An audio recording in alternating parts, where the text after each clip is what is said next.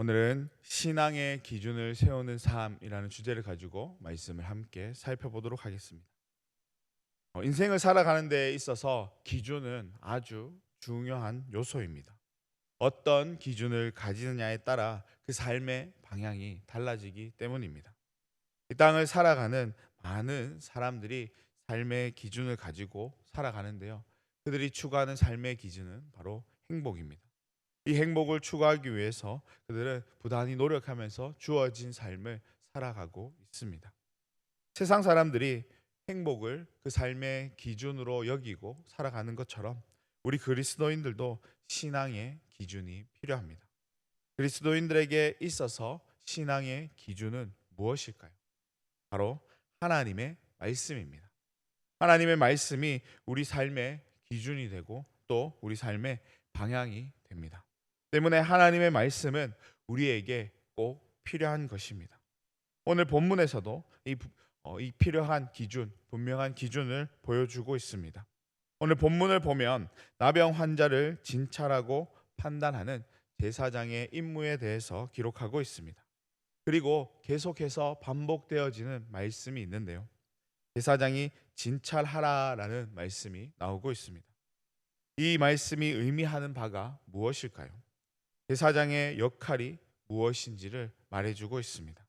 우리가 잘 알고 있듯이 제사장은 하나님 앞에 제사를 드리는 직무를 감당했습니다. 그런데 오늘 본문을 보면 제사장은 제사를 드리는 이 직무 외에도 다른 직무를 감당했음을 알 수 있습니다.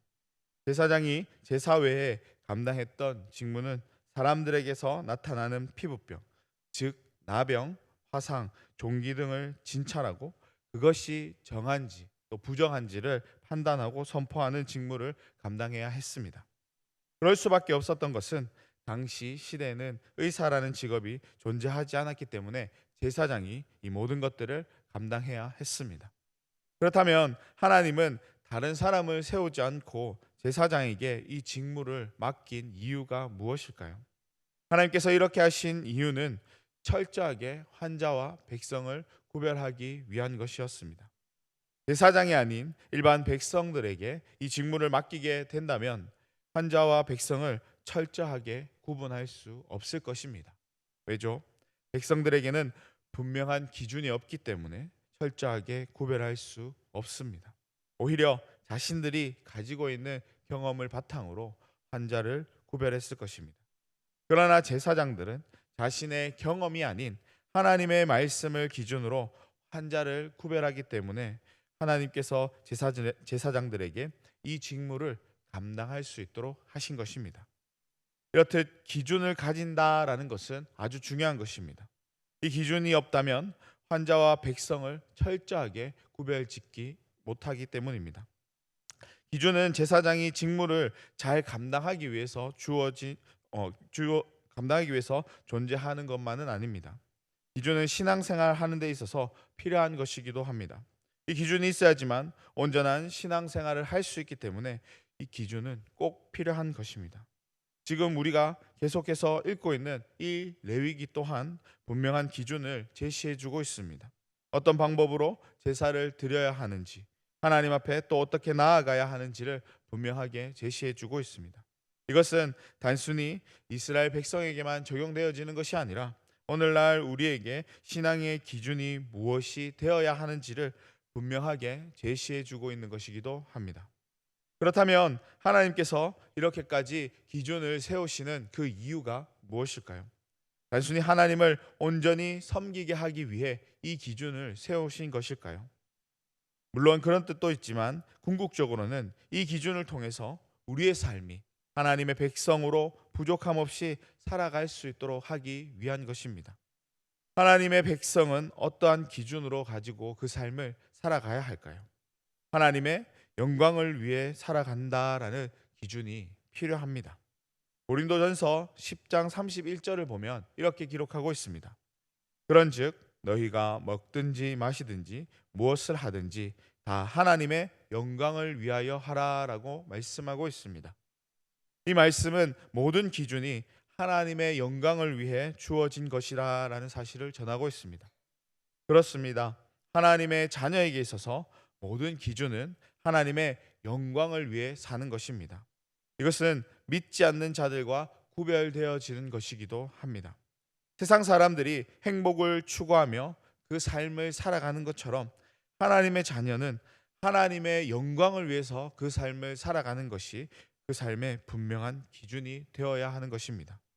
이것은 구약 시대를 살아가던 이스라엘 백성들에게도 동일한 것이었습니다. 하나님은 그들을 통해 하나님의 영광이 나타나기를 원하셨습니다.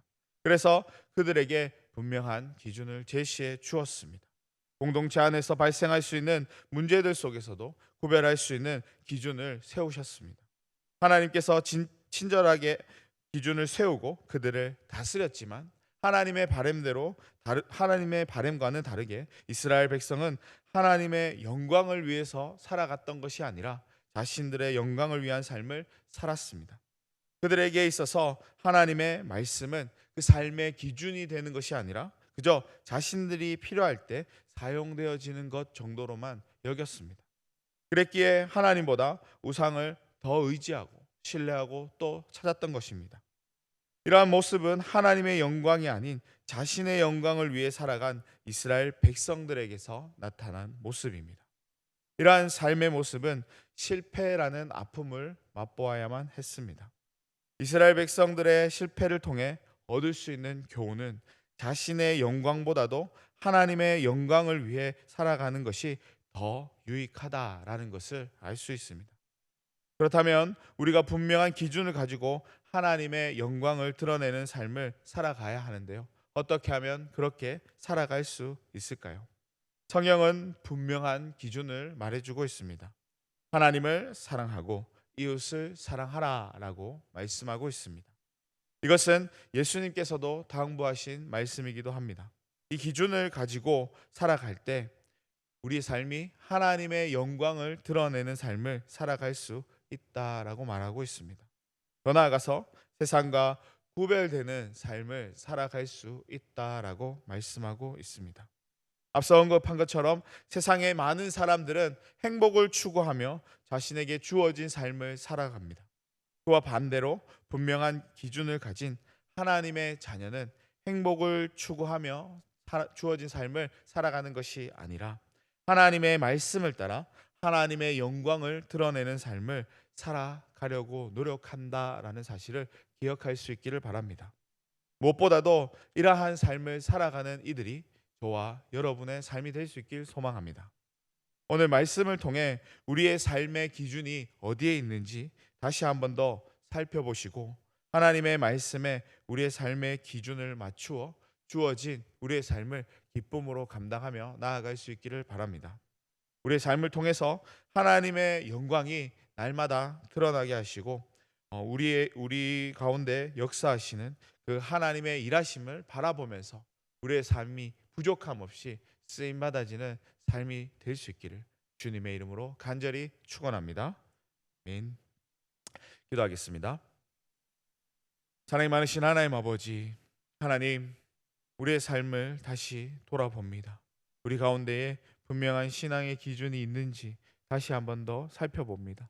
하나님, 이 땅을 살아가면서 나의 경험과 판단과 생각이 아니라 하나님께서 주신 그 기준을 가지고 이 땅을 살아갈 수 있는 주의 자녀들의 삶이 될 수 있도록 연약한 우리의 삶을 붙잡아 주시옵소서. 어떠한 상황 가운데서도 흔들림 없는 그 하나님의 기준을 가지고 우리의 신앙이 세워질 수 있게 해 주시고 또 어려운 상황 속에서도 우리가 두려워하는 것이 아니라 하나님께서 주시는 그 말씀, 그 기준을 붙잡고 하나님, 우리가 담대히 주어진 삶을 이 땅 가운데서 감당하며 나아갈 수 있도록 주님 허락하여 주시옵소서. 그렇게 이 땅을 살아가면서 하나님의 영광을 온전히 드러내며 나아갈 수 있는 우리의 삶이 될 수 있게 해 주시고 이 영광을 온전히 드러냄으로 말미암아 하나님 이 땅 가운데 많은 영혼들이 또 주님께로 나아오는 그 놀라운 하나님의 역사를 바라보는 우리의 삶이 될 수 있도록 또 우리를 통하여서 그 일들이 온전히 감당되어질 수 있도록 주님 허락하여 주시옵소서. 모든 가정 가운데에 하나님 온전히 변치 않는 그 기준 굳건히 붙잡고 나아갈 수 있는 우리 신앙이 될 수 있도록 주님 허락하여 주옵소서. 감사드립니다. 거룩하신 예수님의 이름으로 기도드리옵나이다. 아멘.